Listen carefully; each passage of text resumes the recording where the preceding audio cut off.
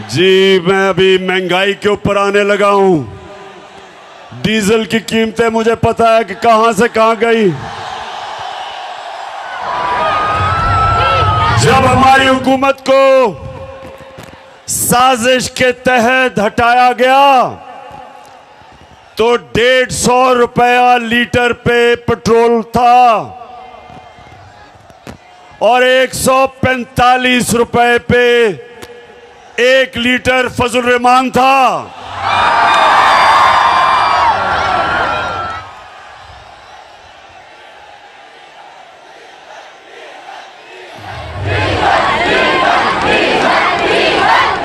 और ठीक कहते हैं नौजवानों, जब डीजल महंगा होता है सब कुछ महंगा हो जाता है। ट्रांसपोर्ट महंगी हो जाती है, जनरेटर महंगा, बिल ज्यादा आता है किसानों का, हर चीज महंगी होती है जब फजल रहमान महंगा होता है। अच्छा गुजरात, अब जरा थोड़ी खामोशी से नौजवानों, अभी मैं डीजल पे बाद में आऊंगा, यानी मजीद डीजल पे बात करने के लिए बाद में आऊंगा। अच्छा अब सुने नौजवानों, अल्लाह ने संजीदगी से सुननी है बात मेरी, क्योंकि मैं नौजवानों आपके लिए खास तौर पे मैं अपनी कौम को हकीकी आजादी के लिए जगाने की कोशिश कर रहा हूं और मैं अल्लाह का शुक्र अदा करता हूं कि उसने मेरी कौम को जगा दिया है, बेदार कर दिया है। कौमों को इश्यूज का समझ आ गई है, कौमों में शऊर आ गया है, और पहले शऊर आता है और उसके बाद इनकलाब आता है, और इनकलाब हकीकी आजादी का जो इंशाअल्लाह हमारी कौम को उधर लेके जाएगा जो हमारे अजीम नजरियाती लीडर इलामा इकबाल की सोच थी। एक गैरतमंद खुदार कौम, अपने पैर पे खड़े होने वाली कौम, जब दुनिया में बाहर जाए हर पासपोर्ट की दुनिया इज्जत करे। इंशाअल्लाह एक वक्त आएगा, और नौजवानों बड़ी ख्वाब देखा करो, बड़ी सोच रखो, एक वक्त आएगा और अल्लाह मैं तेरे से दुआ मांगता हूं कि वो वक्त आए कि जब मेरा पाकिस्तानी दुनिया में जाएगा तो दुनिया कहेगी कि वो देखो पाकिस्तानी आ रहा है। ये ऐसे होगा। और नौजवानों सुनो मेरी बात, इंसान वो बड़े काम करता है जो बड़ी ख्वाब देखता है। वो इंसान ऊपर जाता है जिसकी बड़ी ख्वाब होती है। अगर मैं अच्छा, अल्लाह ने क्रिकेट में कामयाबी दी थी तो इसलिए कि मैं बाकी खिलाड़ियों से बड़ी ख्वाब देखता था। मैं कभी मेरी ख्वाब रुकती कहीं नहीं थी कि पहले मैं कहता था मैं पाकिस्तान के लिए खेलूंगा, फिर मैंने कहा मैं पाकिस्तान का सबसे बेहतरीन खिलाड़ी बनूंगा, फिर मैंने कहा मैं दुनिया का सबसे बेहतरीन ऑलराउंडर बनूंगा, और फिर मैंने कहा अपने आप से कि मैं अपनी टीम को वर्ल्ड कप जिताऊंगा। ये होती है ख्वाब। तो मेरे नौजवानों, आप में से बड़े काम वो करेगा जो बड़ी ख्वाब देखेगा, और मैं पाकिस्तान की ख्वाब आपको बता रहा हूं कि अल्लाह ने हमें सब कुछ दिया है। मेरे मौला ने इस मुल्क को 12 मौसम दिए हैं, 12 मौसम है पाकिस्तान में, हम कुछ भी उगा सकते हैं। अल्लाह ने हर किस्म की नेमत दी, जरखेज जमीन दी, टैलेंटेड नौजवान दिए, वो पाकिस्तानी जो बाहर जाते हैं और बड़े बड़े काम करते हैं। जब मौका मिलता है मेरे नौजवानों को ये सारी दुनिया में शाइन करते हैं, ऊपर जाते हैं। तो जो नौजवानों, मैं आपको आज बात बताना चाहता हूं, जिसकी वजह से मैं अपनी सारी कौम के पास जा रहा हूं, अपने नौजवानों को जगा रहा हूं कि जब तक एक कौम हकीकी तौर पे आजाद नहीं होती, उसकी परवाज ऊपर नहीं जाती। गुलाम ऊपर नहीं जा सकते। गुलाम सिर्फ अच्छे गुलाम बन सकते हैं, सिर्फ आजाद इंसान इलामा इकबाल के शाहीन बन सकते हैं, सिर्फ वो ऊपर परवाज कर सकते हैं। कायदे आजम एक गुलाम हिंदुस्तान में एक आजाद लीडर था। मुखालिफ भी कायदे आजम को इज्जत से देखते थे, खुददार थे, गैरतमंद इंसान था। लोग इज्जत आपकी तब करेंगे, नौजवानों ये सुन लो मेरी बात, जितना मर्जी पैसा कमा लो आपको इज्जत नहीं मिलेगी। इज्जत तब मिलेगी जब आप पहले अपनी इज्जत खुद करेंगे। अगर दुनिया से इज्जत करवानी है, पहले अपनी इज्जत को खुद करो। और जो कौमें अपने लोगों की इज्जत नहीं करती, अपने लोगों को भेड़ बकरियों की तरह रखती हैं, लोगों पे जुल्म करती हैं, लोगों को इंसान नहीं समझती, उस कौम की कोई इज्जत नहीं करता। इसलिए मेरे पाकिस्तान के नौजवानों, हमने सबसे पहले अपनी कौम को हकीकी तौर पे आजाद करना है। हमने अपने लोगों को हकूक देने हैं, इंसाफ देने हैं, और इंसाफ दे के लोगों को आजाद करना है, क्योंकि इंसाफ इंसानों को आजाद करता है। तो मैं सबसे पहले जो मैं नौजवानों जरा गौर से सुने कि क्यों हमारे हरे पासपोर्ट की इज्जत नहीं होती, क्योंकि हम अपनी इज्जत नहीं करते। और अगर आपने देखना है कि हमारी इज्जत क्यों नहीं होती, तो चेरी ब्लॉसम शहबाज शरीफ को जरा यहां मुलाहिजा फरमाएं, जरा देखें कि जब मुल्क का सरबराह ऐसी बातें करता है तो उस कौम की कौन इज्जत करेगा। मैं सऊदी अरब से होके आया हूँ, मैं यूएई के होके, अभी मैं तुर्की होके आया हूँ, और मैंने उन भाइयों को कहा कि आप हमारे बड़े अजीम भाई हैं, हमेशा आपने हमारी मदद की। और मैंने यही कहा, जब मैं आया हूँ तो आप समझेंगे शायद ये मांगने आया है। मैं मांगने नहीं आया, लेकिन मजबूरी है। हमारा जिस तरह माजी में 75 साल में आपने हमारा हाथ बटाया है, कुछ अर्सा आप हाथ बटा। मैंने कहा मैं वादा करता हूँ कि इंशाअल्लाह हम पूरी कौम हम मिलकर दिन रात मेहनत करेंगे, पसीना कराएंगे।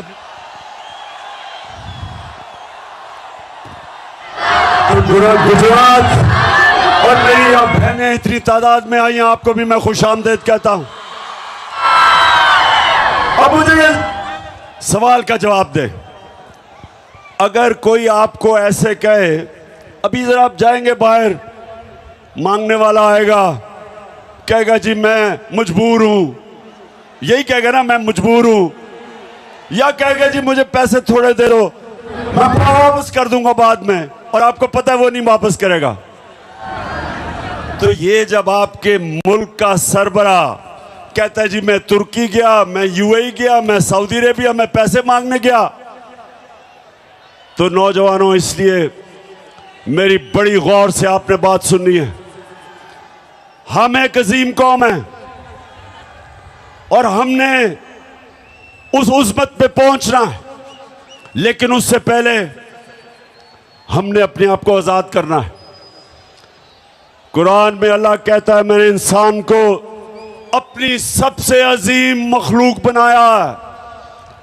फरिश्तों को कहा कि इंसान के सामने झुको, और जब शैतान जो अल्लाह की सबसे ज्यादा इबादत करता था, जब शैतान ने कहा कि नहीं मैं तो आग का बना हुआ हूं, ये तो मिट्टी का बना हुआ, मैं नहीं झुकता। तो अल्लाह ने शैतान को कहा कि तुम्हें भी नहीं पता, फरिश्तों को भी नहीं पता कि मैंने इंसान में कितनी सलाहियत पैदा की है। तो नौजवानों, आप में से भी ज्यादा लोगों को नहीं पता कि आप में अल्लाह ने कितनी सलाहियत दी है। आप सब में, आप अल्लाह की सबसे अजीम मखलूक हो। आपको कोई जरूरत नहीं कि आपके मुल्क का सरबराह जाके भीख मांगे।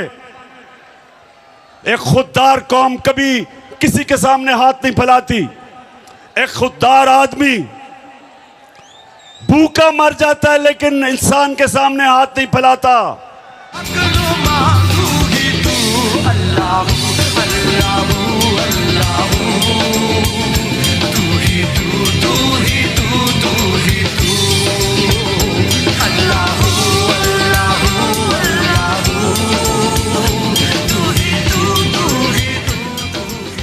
तो गुजरात नौजवानों, मैं आपसे और भी बातें करूंगा, लेकिन मैं आपकी तरबियत भी करूंगा, क्योंकि मैं चाहता हूं कि आप सब मेरे साथ तैयारी करें। यहां हमने एक हकीकी आजादी की तहरीक चलानी है और उसमें सबसे पहला काम क्या करना है, हमने इस मुल्क का इंसाफ का निजाम, एक इंसाफ का निजाम ठीक करना है कि यहां ताकतवर जो जुल्म करता है कमजोर पे, हमने कमजोर को तहफ़्फ़ुज़ देना है और आजाद करना है। तो नौजवानों, इसके लिए आपने सबने मेरे साथ निकलना है, क्योंकि इस वक्त हमारी हुकूमत एक इंपोर्टेड हुकूमत, जिसका ये इंपोर्टेड वजीर आजम आपने देखा था, चेरी ब्लॉसम, उसकी सबसे बड़ी कमाल यह है कि वो जूते बड़े अच्छे पॉलिश करता है और वो बूट खास तौर पे अच्छी तरह पॉलिश करता है। जितने बड़े बूट उतनी अच्छी पॉलिश। तो आपने इसलिए मेरे साथ निकलना है कि ये बैरूनी साजिश के तहत चोरों का टोला हमारे ऊपर मुसल्लत किया गया।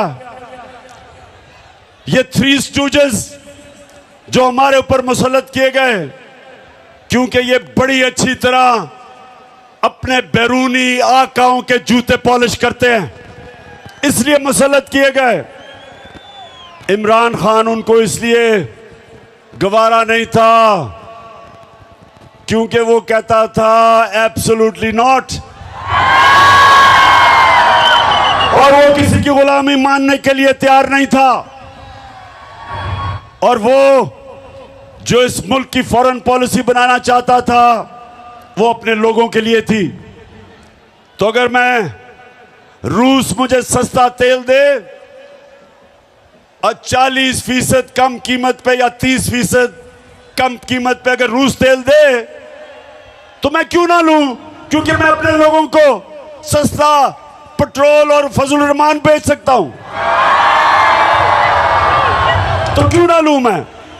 अगर साथ वाला मुल्क जो हमारे साथ आजाद हुआ था, अगर हिंदुस्तान रूस से 40% कम कीमत पे तेल खरीद सकता है, तो बताओ मुझे गुजरात, हम क्यों नहीं ले सकते।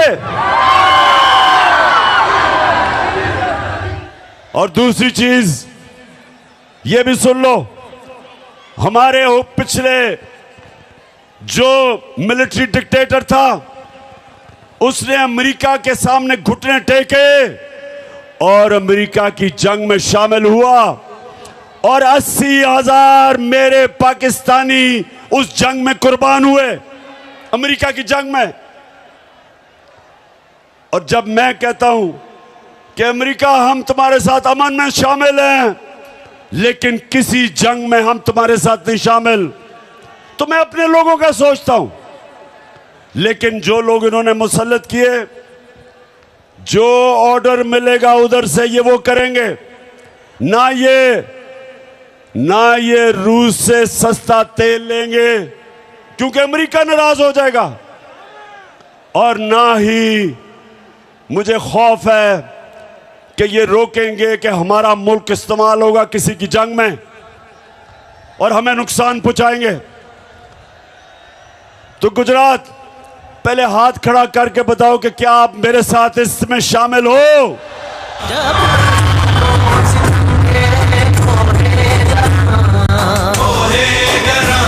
रुई की तरह उड़ जाएंगे हम महकूमों के पांव तले। ये धरती धड़ धड़ धड़केगी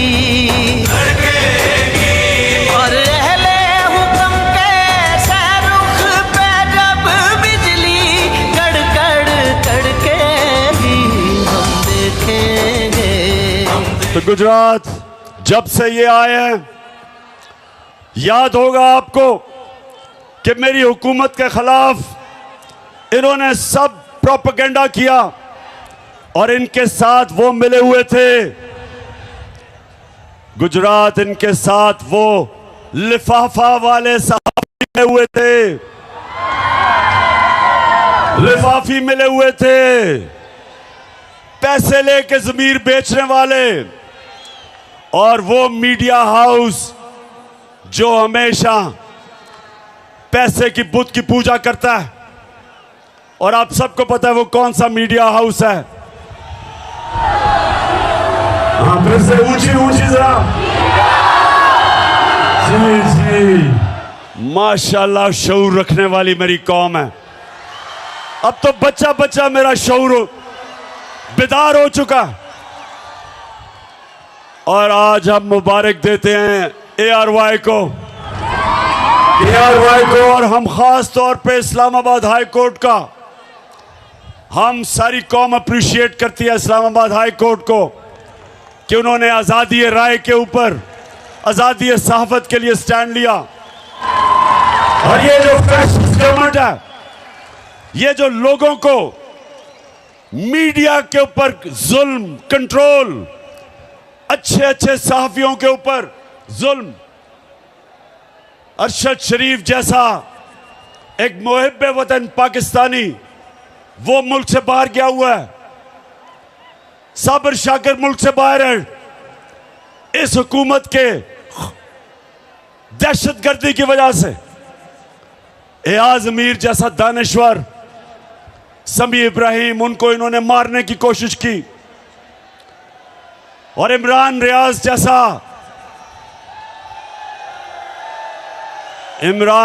जैसा बाज़मीर सहाफी, उसको जेल में डाला, ARY को बंद किया, बोलने जब दिखाना शुरू किया उसको बंद किया। तो मैं इस्लामाबाद हाई कोर्ट, आपको ये कौम सलाम करती है। वैसे मैं नौजवानों, मैं यहाँ ये एक और भी आपसे बात करा चलूं, क्योंकि मेरा केस लगा हुआ है। मैं पहले ये सबसे सारी कौम के लिए, अभी मैंने आपको एक दो और वीडियोस बड़ी मजेदार दिखानी है, जरा थोड़ा सब्र करें जरा। तो ये 26 साल पहले मैंने जब सियासत शुरू की, नाम था उसका इंसाफ की तहरीक, और हमने 26 साल पहले कहा कि पाकिस्तान की अदलिया आज़ाद होनी चाहिए। आज़ाद होगी तो लोगों के हकूक़ की हिफाजत करेगी। 26 साल पहले मैंने ये कहा। उसके बाद जब आज़ाद अदलिया की तहरीक चली तो मैं वाहिद पॉलिटिकल लीडर था जिसको जनरल मुशर्रफ ने जेल में डाला आज़ाद अदलिया की तहरीक में। और हमारी जमात वो थी, 2008 का इलेक्शन हमने बॉयकॉट किया आज़ाद अदलिया के लिए, और मैंने हमेशा अपनी अदलिया को मजबूत करने की कोशिश की, और मैं हमेशा उनकी इज्जत की है। और ये जो नून लीग आज कह रही है अदलिया को कि इमरान खान के खिलाफ एक्शन लो। नून लीग शर्म से डूब जाओ।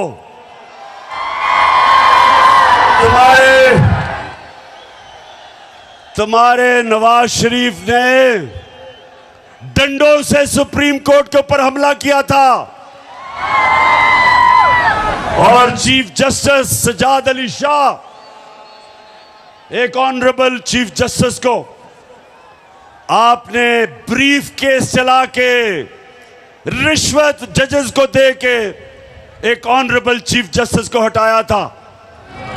कभी मेरे से ये ना कभी कहना कि इमरान खान के ऊपर कंटेम्प्ट लगाओ, ये नून लीग वाले, तुम तो अपना मुंह बंद करो, कभी ऐसी बात ना करना। जस्टिस कयूम को टेलीफोन कर रहे हैं कि जज साहब वो बेनजीर को 3 साल नहीं 5 साल की सजा दो। कभी इमरान खान ने ऐसी चीजें नहीं की और इंशाअल्लाह हमेशा हम इस पाकिस्तान की अदलिया को मजबूत करेंगे, क्योंकि जब तक आपकी अदलिया मजबूत नहीं होगी मेरे पाकिस्तानियों, आपके हकूक को और कौन हिफाजत करेगा जुल्म से और ताकतवर से। अच्छा, अब मैं जरा नौजवानों आपको एक वीडियो दिखाने लगा हूं, उससे पहले मैं बताऊं वो क्या है। जब हम इक्तदार में थे तो सबसे ज्यादा शोर मचा था कि जी बड़ी महंगाई हो गई पाकिस्तान में। वो बिलावल भुट्टो, पता नहीं वो जरदारी है या भुट्टो है, उसने डराने के लिए एक मार्च, महंगाई मार्च की और यहां आके इस्लामाबाद कहता कि इमरान खान की कांपें टांगेंगी। वैसे बिलावल, खुदा के वास्ते 14 साल में उर्दू तो सीख लो। पाकिस्तान है ये मेरा पाकिस्तान है, तेरा पाकिस्तान है ये मेरा पाकिस्तान है। इस पे दिल कुर्बान, इस पे जान भी कुर्बान है, वो इस पे दिल कुर्बान। अच्छा, और दूसरी तरफ नून लीग के शहबाज शरीफ और इनके वजीर हर दूसरे दिन कहें जी IMF के गुलाम बन गए हो आप, IMF के कहने पे महंगाई कर रहे हो। IMF को तुमने पाकिस्तान को बेच दिया। ये हर रोज हमें सुनना पड़ता था इनसे। जरा ये शहबाज शरीफ को सुनाए, ये इक्तदार से पहले क्या कह रहा था IMF के ऊपर, सुने जरा। ये IMF के मिन्नते तरले कर रहे हैं और उनके साथ ऐसी शराइत हम एक्सेप्ट कर रहे हैं जिससे कि पाकिस्तान की खुद मुख्तारी और आजादी पर बहुत बड़ा धचका लगेगा। हम खुद इकट्ठे करते हैं, सूबों के साथ बात करें। 180 अरब रुपए जमा करना कोई मुश्किल काम नहीं, लेकिन ये $1 अरब के लिए IMF के आगे ढेर हो गए हैं। ये सिक्योरिटी रिस्क बन चुके हैं। ये जो इनका IMF डील है ये गैर कानूनी है। हम आज भी इसको नहीं मानते हैं। हम मुतालबा करते हैं कि IMF डील से निकलो, इस अवाम दुश्मन IMF डील से बाहर आए। इस मुल्क का अहम बिल है, आप बेशक बुलडोज कर लें, ये कल वापस होगा। ये इमरान नियाजी ने स्टेट बैंक दिया IMF को, कायदे आजम ने आजादी दी, इमरान नियाजी ने IMF का गुलाम बना दिया। सब गद्दार हो, वतन बेच रहे हो, स्टेट बैंक बेच रहे हो, खुद मुख्तारी बेच रहे हो। बात की है राया साहब ने, ये मनी बिल जो आ रहा है और स्टेट बैंक का जो बिल आ रहा है, ये हम अपनी फाइनेंशियल सॉवरेनिटी, अपनी जो खुद मुख्तारी है सरेंडर कर रहे हैं, which is much worse than what happened on 16 दिसंबर 1970। जनाबे वाला, यहाँ पे स्टेट बैंक जो है वो IMF की लोकल ब्रांच बन चुका है। हमारे यहाँ पे स्टेट बैंक के गवर्नर के रूप में वायसरॉय आ चुका हुआ है। हम इस वक्त एक फाइनेंशियल कॉलोनी बन चुके हुए हैं मालियाती अदारों। अच्छा, अब ये सुने, मैं तो वैसे नौजवानों, आप भी जैसे जैसे आपकी उम्र होती रहेगी आप अप्रिशिएट करेंगे कि अल्लाह वाकई अल हक है, सच का खुदा है, उसका वादा है कि सच तो थोड़ी देर नहीं, सच ने सामने आना है, क्योंकि वो अल्लाह हक है। तो इन्होंने ये बातें की कि जी IMF का गुलाम है, पाकिस्तान तबाह हो गया। और जब से अब ये आए, अब ये पता क्या कह रहे हैं? जब शौकत तरीन ने कहा कि जनाब सूबों कैसे पैसे इकट्ठे करेंगे आपके लिए, क्योंकि सैलाब आ गया है, सैलाब के अंदर अरबों रुपए की तबाही हुई है। तो शौकत तरीन ने कहा कि आप ये कैसे, हम कैसे सूबे पैसे इकट्ठे करेंगे जब इतनी तबाही आई है? तो यही नून लीग ने कहा कि इनके ऊपर तौहीन IMF लगाना चाहिए। इनको गद्दार बना दिया कि इनकी जुर्रत कि ये IMF की बातें नहीं मान रहे। ये सुने कि ये होते हैं मुनाफिक। जब इक्तिदार से पहले थे तो तब IMF बहुत बुरा था, और हम वो जमात थे जो कीमतें नीचे रख के बैठे हुए थे, जबकि हम भी IMF के प्रोग्राम में थे। फिर से मैं आपको याद करा दूं, हमारे दौर में जब हमारी गवर्नमेंट थी तो पेट्रोल था 150 रुपए लीटर और डीजल था 145 रुपए लीटर। और आज ये कहते हैं कि IMF का हुक्म आया है। IMF का हुक्म पे आज डीजल पेट्रोल चला गया 236 रुपए लीटर, 80 रुपए लीटर बढ़ा है 4 महीनों में।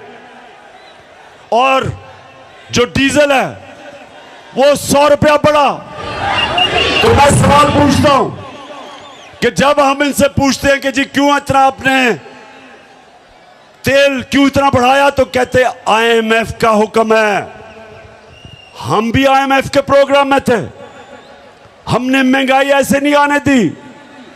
हमारे दौर में, नौजवानों ये जरा सुनो, सेंसिटिव प्राइस इंडेक्स होता है जो आम लोगों के इस्तेमाल करने की चीजें।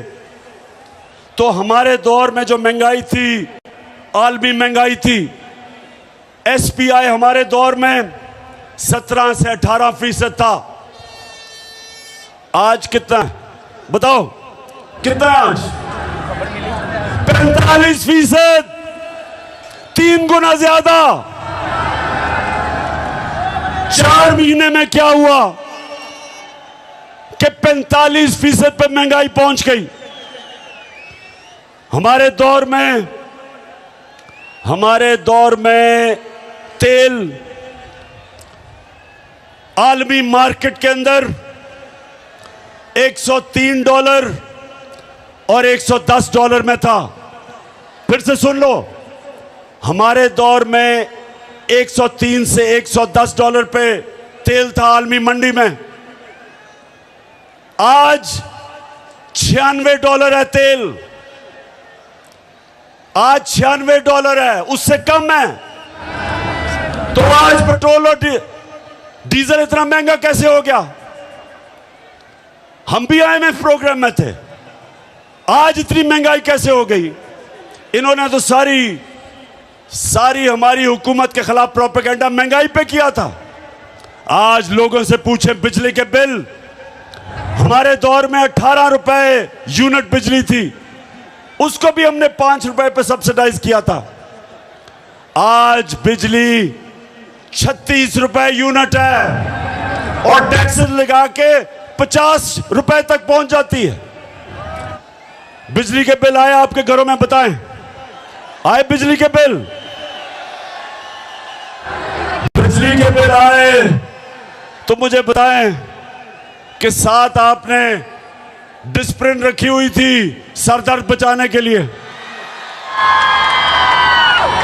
ये है आज जो बाहर से हमारे ऊपर इंपोर्टेड हुकूमत जो लेके आए थे। ये इसलिए नहीं आए थे महंगाई कम करने के लिए, ये आए थे अपने करप्शन के केसेस खत्म करने के लिए। अर्ज़े खुदा के काबे से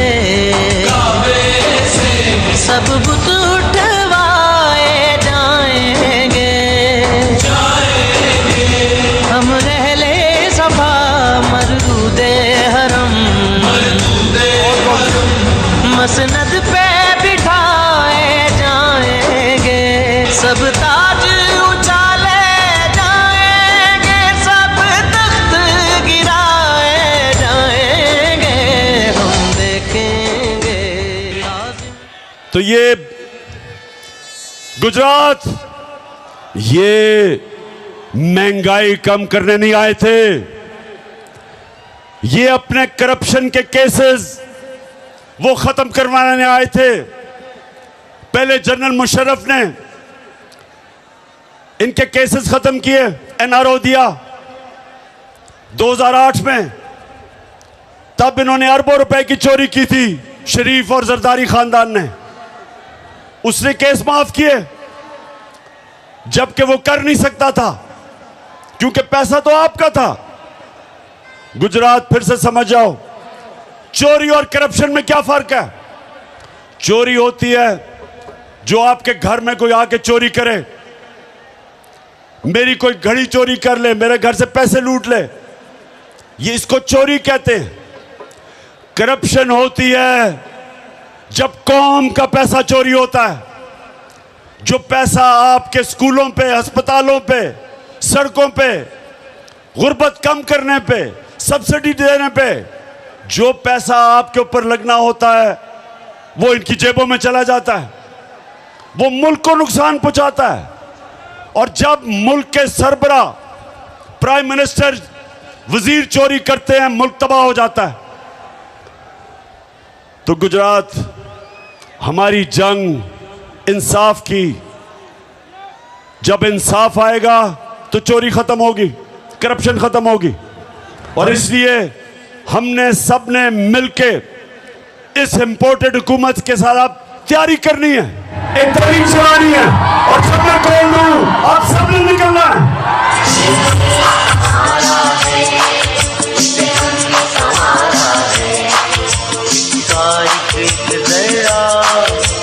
जान से प्यारा है, इसका एक जरा हमें जान से प्यारा है।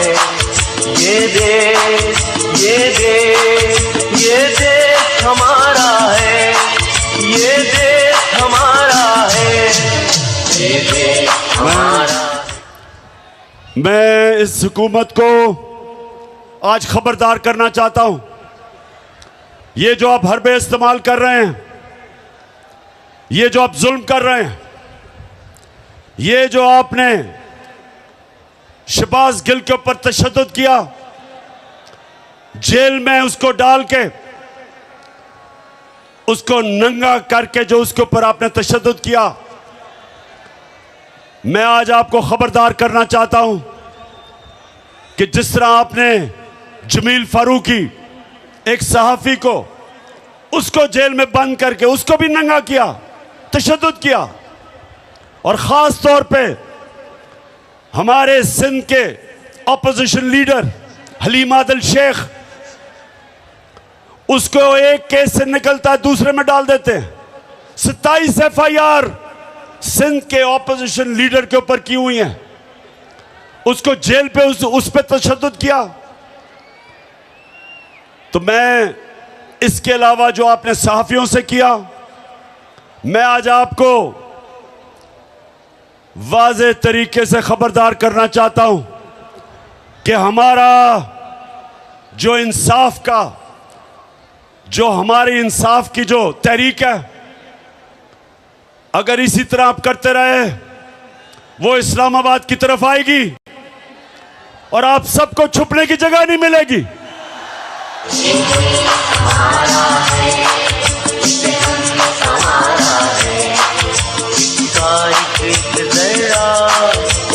जान से प्यारा है, इसका एक जरा हमें जान से प्यारा है। ये देश, ये देश, तो मेरे नौजवानों, सब तैयार हो जाओ कि हमने जुल्म का मुकाबला करना है। ये जितना हमारे ऊपर, मेरे कारकुनों पे जितनी FIRs काटेंगे, मेरे ऊपर मुझे दहशतगर्द बना दिया, दहशतगर्द की FIR काट दी कि मैंने सिर्फ ये कहा कि जो शहबाज गिल के ऊपर तशद्दुद हुआ, जिन लोगों ने किया, उनके खिलाफ कानूनी कार्रवाई करेंगे। इसके ऊपर मेरे ऊपर दहशतगर्दी का इन्होंने दफा लगा दी। जो मर्जी आप करें, ये मैच का वो वक्त आ गया है। 20 साल क्रिकेट की ग्राउंडों में मुकाबला करने के बाद ये मेरा तजर्बा है कि आज जो हमारा मुकाबला है इन चोरों से, वो मैच का वो वक्त आ गया है कि PDM आप सब जो मर्जी कर लो, अब आप जीत नहीं सकते। फिर से तू डट जा, फिर से वो बल्ला घुमा।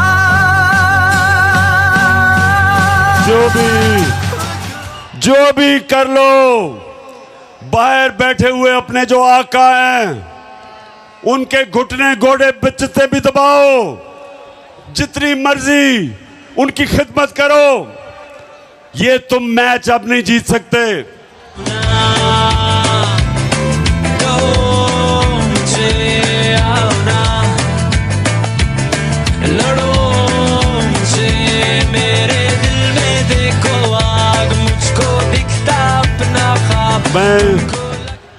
मैं जितने भी हमारे ज़लज़ला सैलाब से मुतासरीन लोग हैं, सारे पाकिस्तान में, गिलगित बल्तिस्तान, आज़ाद कश्मीर, पख्तूनख्वा, DG खान ख़ास तौर पे, और राजनपुर डिस्ट्रिक्ट पंजाब की और सिंध की ज़्यादातर डिस्ट्रिक्ट्स मुतासर हैं, और बलोचिस्तान।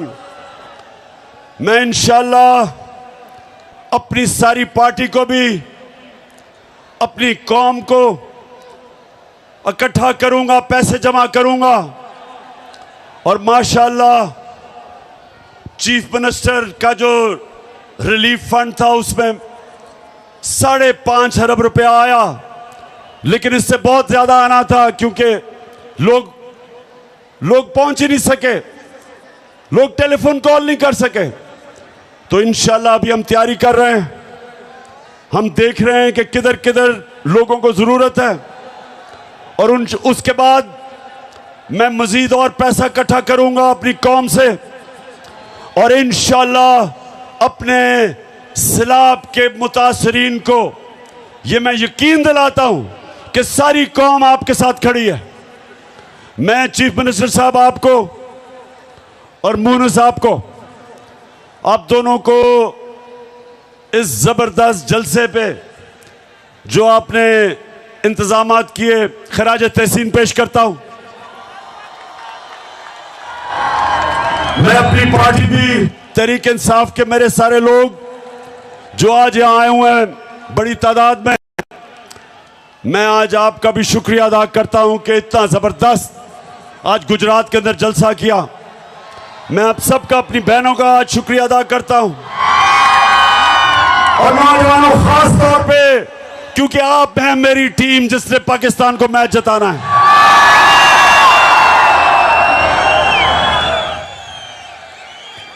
मैं अपने सारे स्टेज के ऊपर